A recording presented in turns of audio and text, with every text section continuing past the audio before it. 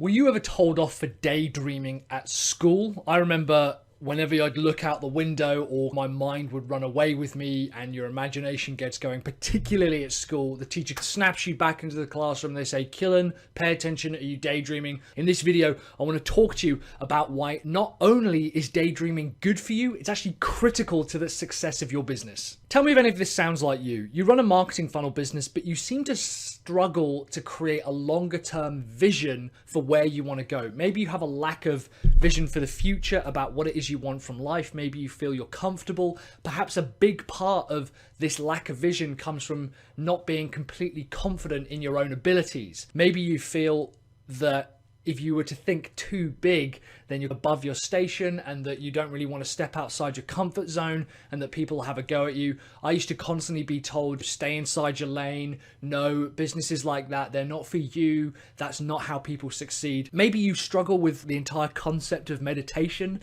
I know that I used to really struggle with the idea of just sitting down and doing nothing, or even reading. Just sitting down and reading was really difficult for me to do. I think a lot of businesses, particularly one-person businesses, if you're running like a marketing funnel business, which is very tactical, and there's a lot of stuff, there's actual like physical things that you do, we struggle with words like vision and strategy, and we see them as maybe a bit fluffy, and that real work is done through the grind and hammering it out and doing more is more. I know that a big problem for me is that I would often feel guilty if I wasn't working. If I was sat on the couch doing nothing for 10 minutes, I'd feel extremely guilty and that I should be doing something more. I should be building or creating something. And that's very difficult to balance. And if you've ever got any of these kind of imbalances, you know just how hard that is to deal with. I know that I used to struggle spending time visualizing the future of my business and visualizing strategy. I always saw strategy as a really woolly, fluffy term that was used by consultants to justify wanky words like synergy and stuff. Strategy and vision and thinking about the future and daydreaming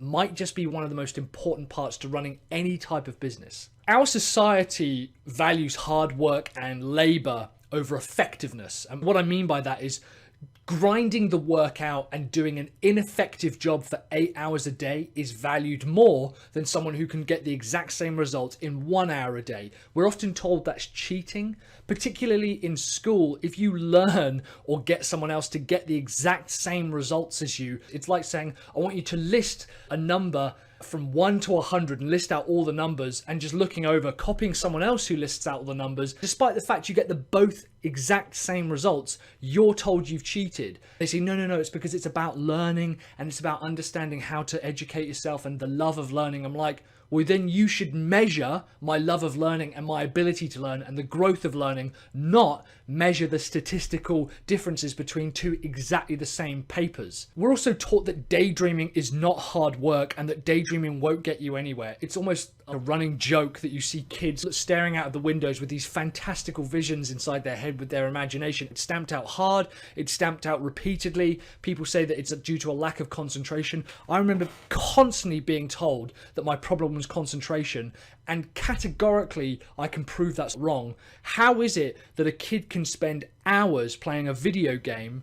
Evidently, it's not concentration is their problem, it's their engagement with the topic. We're told that when we daydream and we're not engaged with the incredibly dull teacher who's not able to keep us entertained, or the topic isn't able to keep us entertained, and we start daydreaming, we're told we shouldn't do that. The problem is that daydreaming, when you're a child, the only thing you know about is stories. So you have these fantasies with dragons and superheroes and Vikings and zombies, and those are the things you imagine. Or you imagine yourself as a famous footballer or a rock star because that's what you're exposed to. As it's stamped out as we grow up, that lack of vision causes us to not be able to fantasize about the future for our own business. If you want to start thinking of a bigger picture and you're frustrated with where you are within your business, you feel that you want more, you're not getting enough income, you're not getting enough revenue, you're not getting enough customers, you don't get the recognition. If there's something missing, where you think about your vision is probably a huge part. I kind of equate it to not knowing where you want to go if you're sailing a ship. If you're the captain of a ship,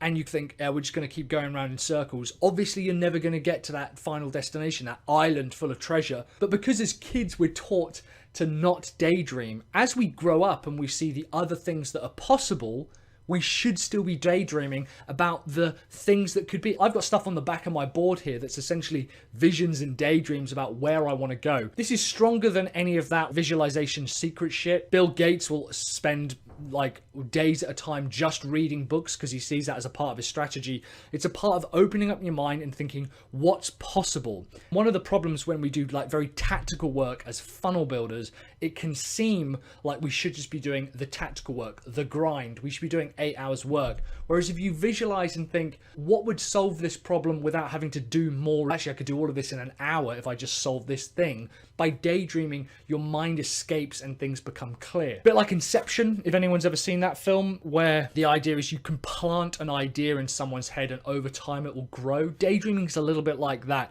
If you allow yourself just 15 minutes, that's all you have to do, just 15 minutes to sit completely without any stimuli, no books, no screens, no TV, no phone, no radio, nothing. Completely in silence, and allow your mind to wander, you might come across a very poignant idea. And at first it's very hard. 15 minutes will seem like hours, but the next time you do it, it will seem slightly shorter and easier, and so on and so forth. As you keep doing it, those tiny ideas that you have about, actually, maybe I should be changing this about the world, or maybe if I approach my audience with this, or maybe if I focused on this market or this product, you daydream about where you could go. That idea eventually spreads and that becomes your reality. This sounds very la-la and woo-woo and high level and hippie shit, but the reality is this stuff works. Businesses that are successful and profitable, you'll find their C-level and director level businesses have strategy and vision time. They have time to daydream about where they want to go. They read books about the future,